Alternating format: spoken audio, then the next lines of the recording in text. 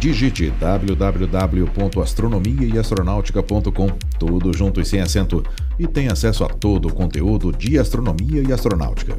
Não perca também nenhum dos 4 volumes da coleção Astronomia e Astronáutica, disponível com exclusividade na Amazon. E os videocasts de astronomia e astronáutica disponíveis no site e no YouTube. Siga-nos também no Instagram. Os links estão na descrição desse episódio.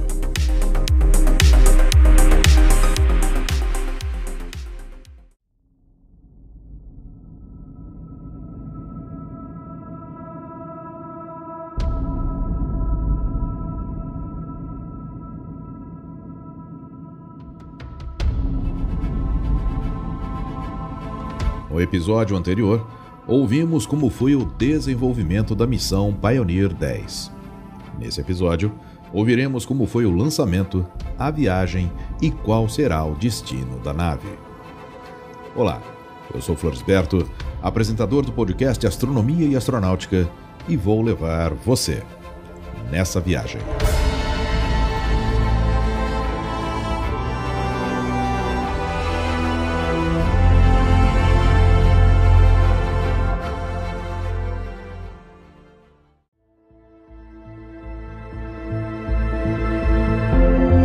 O lançamento da missão Pioneer 10 aconteceu dentro da janela prevista de lançamento no dia 2 de março de 1972 da plataforma LC-36A do Cabo Canaveral, utilizando um foguete de 3 estágios Atlas Centauro D. Com ele, a nave alcançou a velocidade máxima de escape de 51.682 km por hora, mais rápida que qualquer outro objeto lançado até então. Apenas 11 horas após o lançamento, a Pioneer 10 já ultrapassava a órbita da Lua, iniciando a sequência de ligação de seus instrumentos de bordo. Em termos de comparação, os astronautas que foram para a Lua demoraram 3 dias para fazer o mesmo trajeto. Devido a uma orientação desfavorável que fez o Sol incidir sobre os instrumentos, houve problemas de aquecimento, o que fez com que a sonda não pudesse orientar a antena parabólica diretamente para a Terra. Nos dias 7 e 26 de março de 1972, os controladores realizaram 2 correções de curso, com a última sendo feita para garantir a realização de um experimento que envolveria a ocultação da lua Io de Júpiter. No dia 25 de maio de 1972, a sonda bateu outro recorde, quando ultrapassou a órbita de Marte, sendo o primeiro objeto feito pelo homem a fazê-lo. A essa altura, a nave já estava com uma velocidade de 120.000 km por hora rumo a Júpiter. Mas antes teria que passar por um dos momentos mais temidos pelas equipes que acompanhavam o progresso da nave: passar pelo cinturão de asteroides, pois um objeto minúsculo poderia causar um dano irreparável na nave de 50 milhões de dólares em valores da época. Em 15 de julho de 1972, a sonda iniciaria a travessia do cinturão de 250 milhões de quilômetros de largura e que duraria 7 longos meses, determinando se conseguiríamos de fato enviar uma sonda para além de Marte. À época, o Dr. Robert Soberman, que era o principal investigador de asteroides da missão, afirmou que, abre aspas, "a incerteza é tanta que não sabemos se a situação apresenta perigos potenciais ou não." Fecha aspas.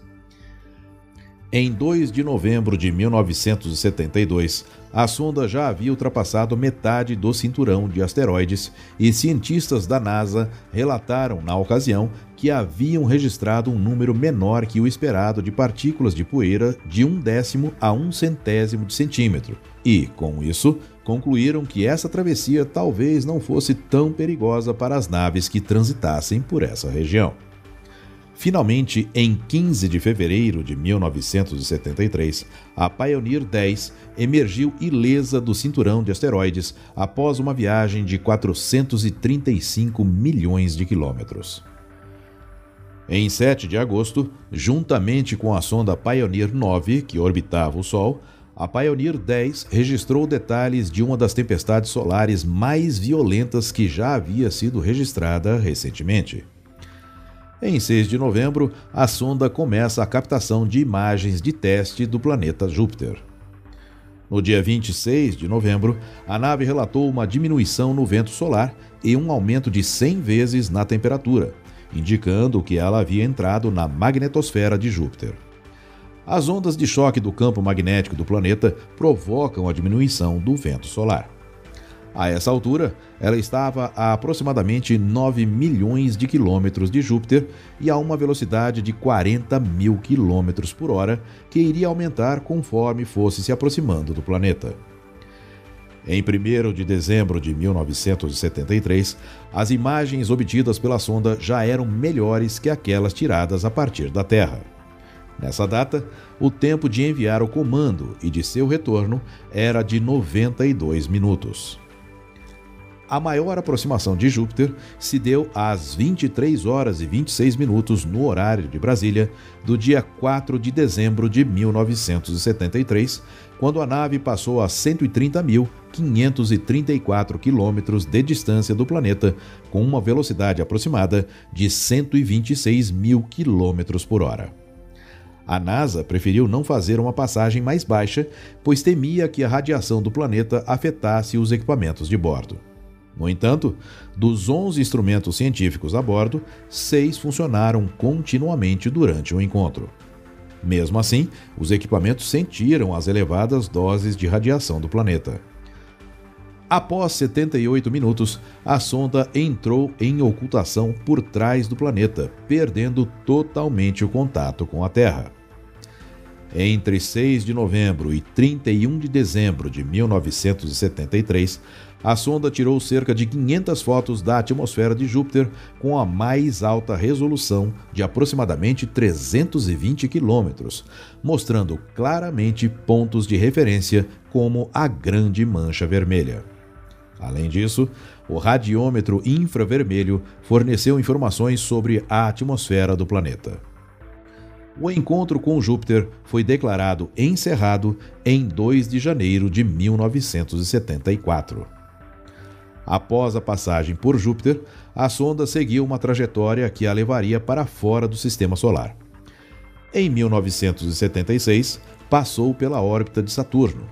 Em 1980, pela de Urano, e em 13 de junho de 1983, cruzou a órbita de Netuno. A NASA manteve contato de rotina com a Pioneer 10 por mais de 2 décadas, até às 16 horas e 35 minutos no horário de Brasília, do dia 31 de março de 1997, quando estava a 67 unidades astronômicas de distância, ou seja, 67 vezes a distância da Terra ao Sol, ou a mais de 10 bilhões de quilômetros. Os contatos de rotina se encerraram não por questões técnicas, mas sim por questões orçamentárias. O contato intermitente continuou, mas somente quando permitido pela fonte de energia a bordo, com coletas de dados do telescópio de tubo Geiger e do instrumento de partículas carregadas. Em 5 de agosto de 2000, os sistemas da nave estavam funcionando normalmente. Ela enviou os últimos dados de telemetria em 27 de abril de 2002 e menos de um ano depois, em 23 de janeiro de 2003, portanto, 31 anos após o lançamento, ela enviou seu último sinal quando estava a mais de 12 bilhões de quilômetros da Terra. Este sinal demorou 11 horas e 20 minutos para chegar aqui. Para uma nave projetada para uma missão de 21 meses, ela superou em muito as expectativas. Houve uma nova tentativa de contato em 2006, mas ela falhou. Em 5 de novembro de 2017, a sonda inerte estava a cerca de 118 unidades astronômicas, ou 17,7 bilhões de quilômetros da Terra, perdendo em distância apenas para a sonda Voyager 1. A Pioneer 10 deverá ultrapassar os limites da nuvem de Oort daqui a 14 mil anos, saindo, portanto, definitivamente do Sistema Solar. Ela seguirá indo em direção à estrela vermelha Aldebaran, na constelação de Touro, onde deverá chegar daqui a cerca de 2 milhões de anos. Caso até lá ela seja interceptada por uma vida inteligente, ela carrega uma placa de alumínio com diagramas de um homem e uma mulher, o sistema solar e sua localização em relação a 14 pulsares. A expectativa é que seres inteligentes sejam capazes de interpretar o diagrama para determinar a posição do Sol e, portanto, da Terra no momento do lançamento em relação aos pulsares. Pulsares são estrelas que têm um intenso campo magnético, transformando energia rotacional em energia eletromagnética. Se você gosta do conteúdo de astronomia e astronáutica, considere participar da campanha de financiamento coletivo com qualquer valor, acessando apoia.se/astronomia e astronáutica. O link está na descrição desse episódio. Sua contribuição ajudará a manter, melhorar e oferecer cada vez mais conteúdos de qualidade. Eu sou Floresberto, produzi e apresentei esse podcast Astronomia e Astronáutica. Até a próxima viagem.